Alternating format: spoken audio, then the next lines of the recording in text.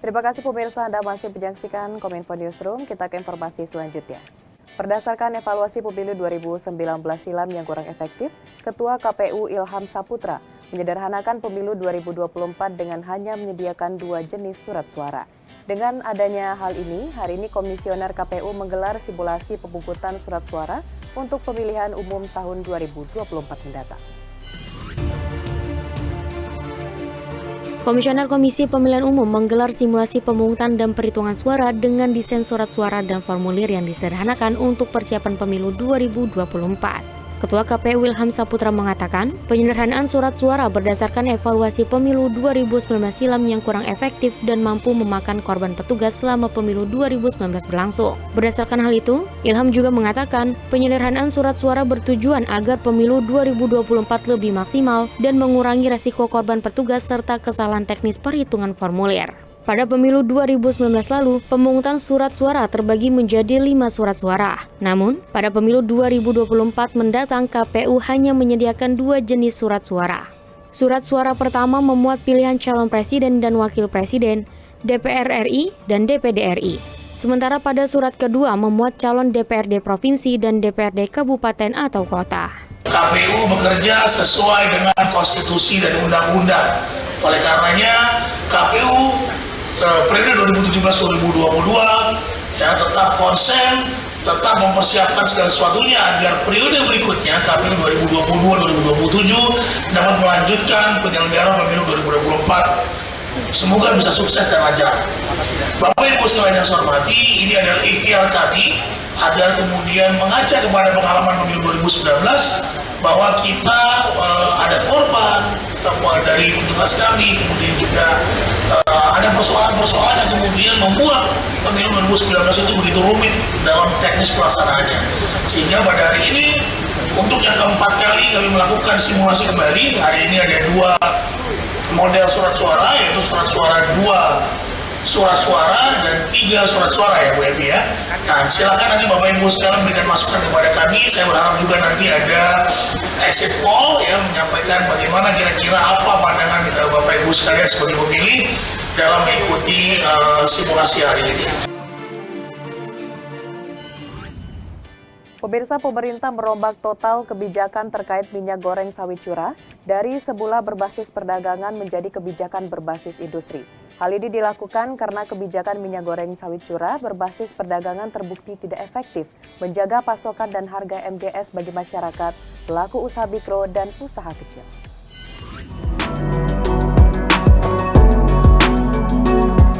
Pemerintah melalui Kementerian Perindustrian akan merombak total kebijakan terkait minyak goreng sawit curah yang semula berbasis perdagangan menjadi basis industri.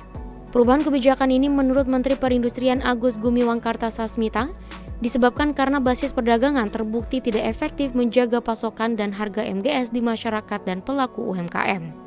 Dengan berubahnya kebijakan menjadi basis industri, pemerintah bisa mengatur bahan baku produksi serta distribusi minyak goreng curah hingga memastikan stok minyak goreng curah selalu tersedia dengan harga eceran tertinggi. Perubahan kebijakan menggunakan bantuan teknologi digital SIMIRAH atau Sistem Informasi Minyak Goreng Curah untuk pengelolaan dan pengawasan. Sebanyak 81 perusahaan minyak goreng diwajibkan mengikuti dan berpartisipasi dalam program ini. Perusahaan migro yang tidak mendaftar terancam dikenakan sanksi. Dalam pelaksanaannya, Kemenperin pun melibatkan Kementerian Perekonomian, Kemendagri, Kemendak, Kemenku, Pemda, BPD, PKS, dan Polri. Kenaikan harga minyak mentah dunia membuat harga bahan bakar minyak ikut naik. Agung Pribadi selaku Kepala Biro Komunikasi Kementerian SDM menyatakan hingga saat ini Pertamina masih mempertahankan harga Pertalite dan Pertamax RON 92.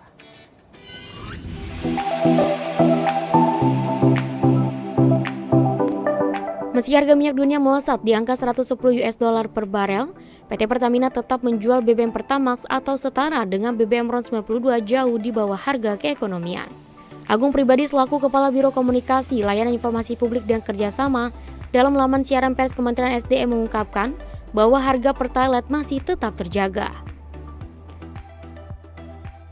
Pemerintah menginformasikan batas atas harga jual jenis BBM untuk RON 92 pada bulan Maret 2022 Di berbagai SPBU tercatat kisaran dengan harga sebesar Rp11.000 hingga Rp14.400 per liter, dengan Pertamax Pertamina cukup rendah, yakni dengan harga Rp9.000 per liter.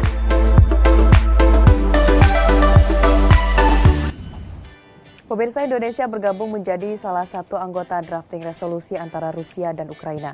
Adapun dua negara lainnya mengajukan rancangan resolusi tersebut, yakni Ukraina dan Selandia Baru. Fadlizon mengungkapkan bahwa peran parlemen dinilai mampu berdampak untuk mencari penyelesaian dari konflik yang ada.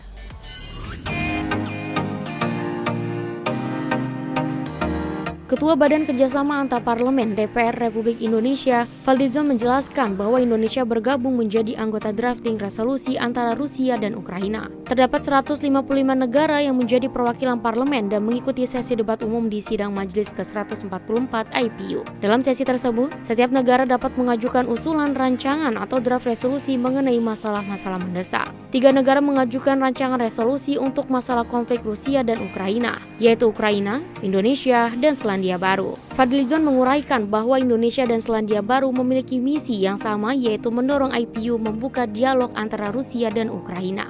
Indonesia juga berupaya agar forum-forum internasional tidak sibuk mengecam atau memihak salah satu pihak. Peran parlemen dinilai memiliki dampak yang sangat besar karena parlemen mewakili rakyat sehingga lebih leluasa dalam berbicara dan menjadi jembatan bagi masyarakat untuk mencari penyelesaian dari konflik yang ada.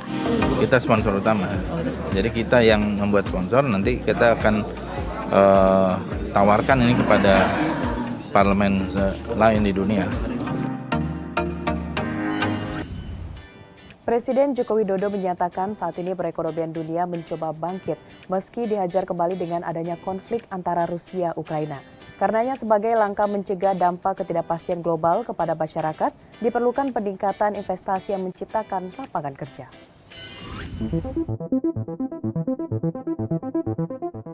Perekonomian dunia masih terguncang akibat pandemi COVID-19 dan inflasi yang tinggi pun terjadi di berbagai negara yang mengakibatkan meningkatnya krisis perekonomian dunia. Permasalahan ini menjadi tantangan bagi Indonesia dan dibutuhkan kerjasama antara pemerintah serta pelaku usaha, juga implementasi yang efektif untuk mengeluarkan kebijakan yang cepat. Memasuki tahun 2022, Indonesia pun telah memiliki fondasi yang semakin baik. Dibuktikan dengan Indonesia termasuk negara yang berhasil menangani pandemi. Hal ini juga diikuti dengan perekonomian sepanjang 2020 hingga 2021 juga terus bergerak. Selain itu juga telah dimulainya reformasi struktural yang paling fundamental dengan diterbitkannya Undang-Undang Cipta Kerja, langkah hilirisasi berlangsung besar-besaran dan fondasi ekonomi digital yang terus ditingkatkan. Dengan fondasi dan juga kemampuan Indonesia untuk tetap tumbuh di masa pandemi ini, Presiden Joko Widodo dalam pidatonya pada CNBC Indonesia Economy Outlook 2020 yakin bahwa hal tersebut akan membuat akselerasi perekonomian Indonesia menjadi lebih baik lagi. Mengajak dan mengundang para investor untuk berkontribusi dalam proses ini, ikut menjadi bagian dari perjalanan sejarah penting bangsa, berkontribusi bagi kemajuan Indonesia dan kejayaan Nusantara.